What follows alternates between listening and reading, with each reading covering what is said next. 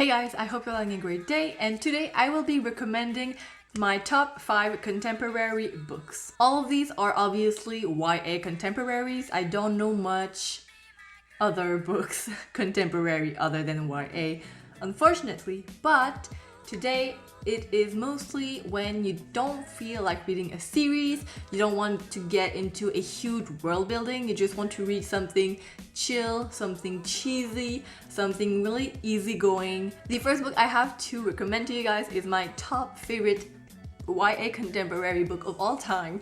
It is Eliza and Her Monsters by Francesca Zappia, I believe. Yeah, by Francesca Zappia. I listened to this book as an audiobook, so I don't have it physically with me, but here is a beautiful picture because, yes, I always struggle explaining this book because it is complex and I don't know how to explain all of these terms, but she has a graphic novel series that she creates online and she has a community that follows her and she's really popular, so she has like millions of subscribers, and she makes money with it because she has merch and all kind of stuff. She is really known on her online community, but nobody knows who she is in real life. She has a best friend, not a best friend, but she has kind of an online friend who is called Wallace, and she actually meets him in person at school one day, and he doesn't know who she is, obviously, because she's never showed her face, but he has, and so she recognizes him, but he doesn't recognize her. This is the basic plot of the story. Eliza doesn't want to reveal herself yet to somebody, so she struggles to stay friends with him because she feels it's bad because she's lying to him all the time, and she pretends not to know, well, she pretends to be a fan of the series instead of the creator, so she feels bad about it, and so she struggles to tell him the truth. This story is a little bit more adulty, I would say, because it does faces struggles like it faces depression, suicide, and anxiety, performance anxiety. So if you're not into reading stuff like that, I would not recommend reading this book. It does play a huge part in this book. It is contemporary, but it does deal with anxiety and all of these kind of mental health issues. That is one of the reasons why actually I really loved it, because it dealt with real issues instead of just a cute loving story. I do love cute loving stories, but I also like when there are real issues involved. My second book that I have for you is A Very Large Expanse of Sea by Tahira Mafi. Obviously, she's my favorite author of all time, so obviously her contemporary book will be on this list. This is the story of Shireen, which I don't know how to pronounce, so I'm so sorry, but it is in 2002, a year after 9/11, and this story is about Shireen. She's a Muslim girl who is obviously having trouble at school to be accepted and to not be stereotyped as a terrorist, basically. This book is not an autobiography, but it is very much inspired by Tahira Mafi's real life events when she was younger. So it was really interesting to see that point of view, because I honestly have not read many books with that kind of perspective, and so it was really interesting to see what she's been through. And it does deal with a little bit of a love story, so that's why it is contemporary romance a little bit, but it's not the only thing that is happening in that book.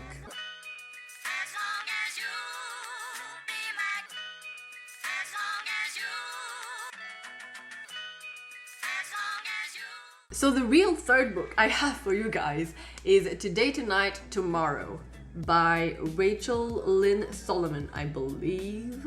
I listened to this as an audiobook. I really love the narrators. That is one of the reasons why I really love this book even more, because the jokes and the intonations were just really perfect how they were put. And so it is a story of two rivals in high school who have been rivals since the beginning of time, which is like first year of high school. So we have Rowan Roth, who is the girl, and we have Neil McNair, who is the guy.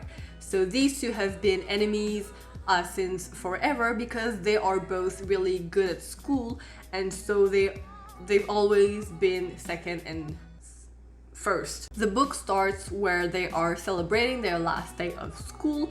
So at the end of the day, they have a kind of a scavenger hunt throughout the whole city of Seattle called the Howl. So in Howl, you have a name of a person that you have to kill, not really kill, but kill.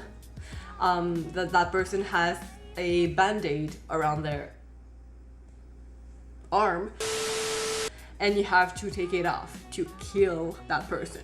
And so you take the name that that person had, and so on and so forth until you are the last winner. Rowan overhears people before the start of the game that they were going to target her and Neil first so that they don't win, so that either of them win first place. So Rowan has no choice but to join forces with Neil for the time being until they end up in the top like 3, and then free for all. This is obviously a enemies to lovers trope, which I love. It was obvious that they were kind of into each other just because of how you read into their relationship even in the beginning of the book. So it was really interesting to see that they hate each other, but they text each other every day, they talk to each other every day.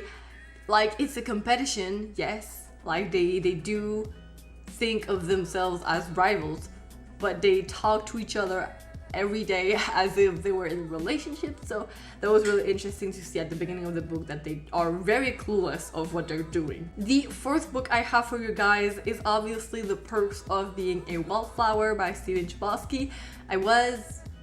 I didn't know if I should put this book on the list just because everybody has read it, everybody knows what it is, everybody has seen the movie, so I don't know why I would bother to talk about it.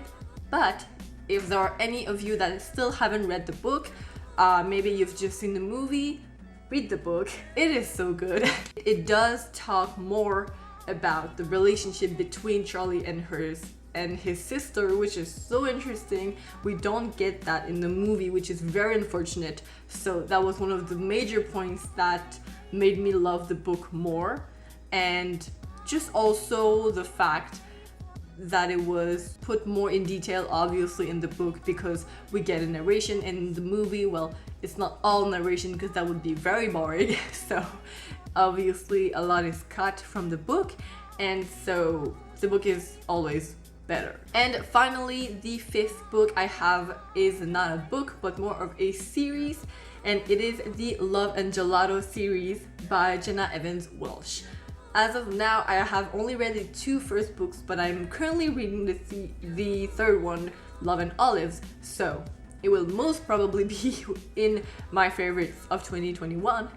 But Love and Gelato, the whole series is basically about relationships and love and how to be surrounded by a place where you don't know where you are but still find yourself in it, which doesn't make any sense. But the first book, Love and Gelato, is about this girl who has to go to Italy to meet her father after her mother's death.